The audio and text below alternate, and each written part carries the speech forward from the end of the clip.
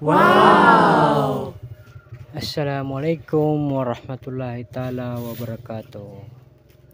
So, ang tanggap natin ngayon ay Infinix. So, papalitan po natin siya ng charging pin upang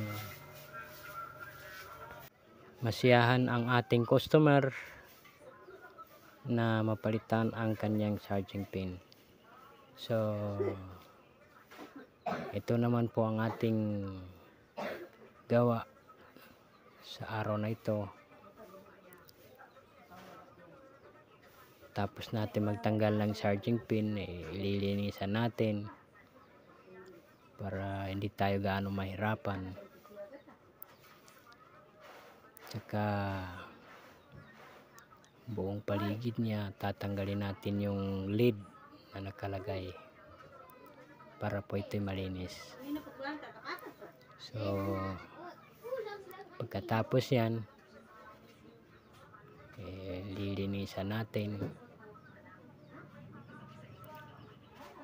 lagyan natin ng lid yung charging pin na ilalagay natin sa ibabaw para po ito ay matibay. So ayan, isusukat natin kung okay na ba. So tamang tama, plate po siya.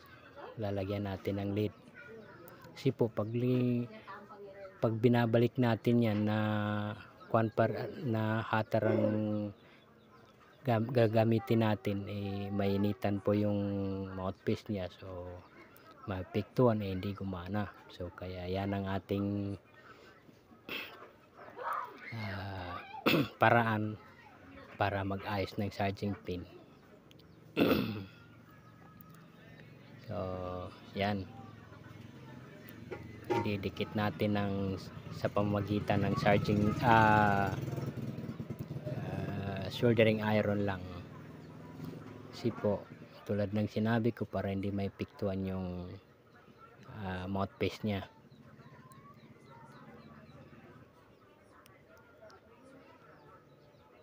Yan. So kailangan madikit siya ng maayos para hindi humalog. Lilinisan natin tulad niyan. So yan yung lilinisan natin yung mga paligid niya. Okay na. So try natin kung hanggang saan siya, kung gumagana ba. Okay, tested. Ayan, salamat.